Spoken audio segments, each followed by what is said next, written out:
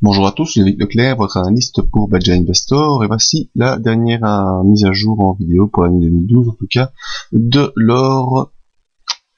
Alors, l'or, comme prévu, la dernière vidéo, je vous avais dit, ben là, l'or, il va continuer à baisser, au vu des indicateurs, au vu de la configuration, ça devrait encore baisser. Eh bien, ce fut le cas cette semaine, une grosse accélération baissière qui s'est fait, et j'avais un objectif baissier passé vers 1641, 1645, et bien ça a été complètement atteint jeudi. Et la preuve que ces deux zones étaient pertinentes, c'est que vendredi, on tente de faire un rebond ici sur cette zone. Malheureusement, au vu du graphique comme ça au premier coup d'œil, j'ai un peu peur que cette impulsion baissière ne soit pas terminée. Alors, on va un peu faire le ménage en graphique. J'aime pas trop laisser toutes mes flèches, après j'y vois plus très clair. Hop, oh ben je vais m'effacer ça, c'est pas grave, c'est pas important. Alors, ce que je vais essayer de tracer premièrement, c'est un canal baissier, pour ceux qui aiment ça. On va essayer de voir si on peut en dessiner un pertinent. Voilà, ça fonctionne déjà pas. On est déjà sorti de ce canal baissier là. Voilà, c'est un peu du travail en direct, hein. D'habitude je vous fais ce travail d'analyse avant. On va essayer de prendre... Toujours très important, c'est de trouver des canaux qui sont pertinents, hein, qui peuvent cadrer tout le cours. Voilà, celui-ci me semble bien meilleur. En effet, pourquoi je choisis celui-là? Eh bien, déjà 1 point, 2 points, quasiment 3 points bas qui sont alignés. On a plusieurs ombres qui viennent attaquer ce bas de canal. Donc, on peut dire qu'il est pertinent. Et en termes de zone supérieure, je prends le point plus haut et on voit qu'on a fait une nouvelle tentative ici pour essayer d'en sortir, tentative qui a été un échec. Donc, voilà, canal baissier qui pourrait nous aider à suivre la baisse du cours. Donc zone importante ici 1641, 1645. Maintenant si on franchit cette zone à la baisse, la prochaine zone importante est très basse. Elle est à 1549, on perdrait encore $100. Voyons nos indicateurs, ce qu'ils disent par rapport à ce mouvement baissier. Nous verrons un peu plus loin. Alors le MACD toujours en accélération et toujours baissier. Le signal à ne pas rater, il ne fallait pas rater, c'était celui-ci. Non croisement haussier du MACD et derrière la grosse accélération. Donc ça, je vous préviens à chaque fois que je le vois, je referai encore et encore et encore. C'est vraiment la chose à ne pas rater, c'est le MACD, non croisement MACD. Donc c'est à cette zone-là qu'il fallait soit sortir si vous étiez en impulsion haussière, soit entrer si vous cherchez l'impulsion baissière. Le stochastique. Alors toujours son signal avec un potentiel croisement haussier suite au rebond.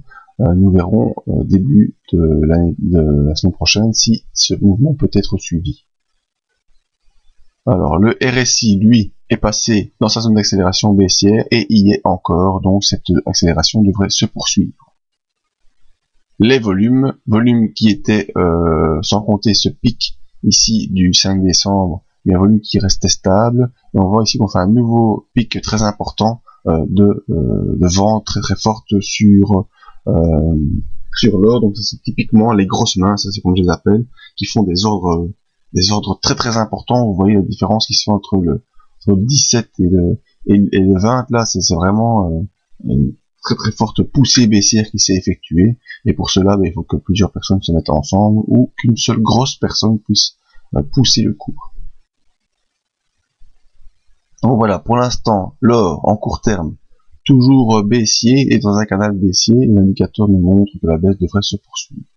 Maintenant, faisons un petit peu de perspective en arrière. Je prends un graphique 1 an, je prends saut unité au-dessus en hebdomadaire. Donc vous voyez que également ici, eh bien, on a un point bas suivi d'un point haut moins haut que le précédent et un nouveau point bas. Donc c'est typique des impulsions baissières et on est passé également sous les moyennes mobiles 20 et 50 en unité hebdomadaire, et on est déjà venu taquiner ici la M100 qui elle est toujours haussière. On voit que cette M100 a déjà été travaillée entre le mois de mai et le mois de juillet et a pu tenir le coup pour repousser le cours. Le cours qui est revenu tester les 1799 et qui n'a pas pu poursuivre. Donc c'est le deuxième échec qui se fait ici. Maintenant il faudra voir, est-ce que la M100 pourra soutenir le cours, auquel cas on repartirait vers les 1799 pour former une tasse avec anse, encore, je ne sais pas si le côté qu'est-ce qu'il y avait. Voilà, une tasse avec anse. Voilà. Voir si les 1660 sont un bon point de support, et voir également s'il n'y a pas de clôture en dessous des 1643. Donc c'est la zone que je vous ai marquée en unité journalière, une zone très importante qui correspond à la M100 hebdomadaire. Donc si cette zone n'est pas franchie à la baisse, on pourra espérer revenir vers 1799 début d'année prochaine. Si par contre cette zone est franchie à la baisse, ben là, il faudra plutôt penser à un retour sur les 1549 en point de support. Reculons encore un peu plus. Bon, voilà, on est pour l'instant dans cette consolidation importante entre 1549 et 1921. On est déjà revenu sur 1799 une fois et on n'a pas pu franchir cette zone. Donc il semblerait qu'on devrait encore continuer et prendre un range assez large entre 1799 et 1549. En tout cas en hebdomadaire, c'est un peu ce qui semble se dessiner. 1549 a déjà été testé plusieurs fois. Il a été testé courant septembre 2011. Il a encore été testé courant décembre 2011. Ensuite, comme je vous l'ai dit plusieurs fois durant le mois de mai à juillet 2012. Et il semblerait qu'on n'est pas à l'abri d'un retour encore une fois sur les 1549, en espérant bien que cette zone pourra tenir. J'essaie de voir, de vous donner d'autres repères, peut-être un repère oblique. Pas certain que ça puisse être très efficace, non. Donc voilà, en tout cas ce que je peux dire, c'est si vous êtes sur le court terme, surveillez de manière très importante la M100 là, vers 1643. Et si cette zone est franchie au niveau hebdomadaire, une clôture hebdomadaire sous les 1643, eh bien, il faudra probablement viser les 1549. Un petit retour sur votre graphique journalier. Donc voilà, qui correspond à la zone de la M100 hebdomadaire, c'est cette zone-ci, 1645, 1641.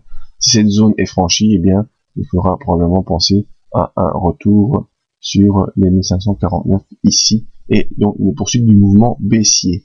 Premier signal de retournement, si ce rebond se poursuit, c'est ressortir de ce canal baissier et repasser au-dessus des moyennes mobiles 20 et 50 qui vont venir en résistance baissière. Donc voilà, c'était mon dernier avis de l'année sur l'or. Je vous souhaite à tous une bonne fin d'année. Rendez-vous l'année prochaine pour d'autres analyses et le nouveau site, j'espère le plus rapidement possible en début d'année. Vous pouvez me rejoindre également sur la page Facebook pour les mises à jour, le petit mail en cas de besoin d'informations durant ces 15 jours d'absence. Je passerai de temps en temps pour tenter de vous apporter des réponses à vos questions. Et bientôt les rétrospectives et les bilans de fin d'année. Merci à tous, à bientôt.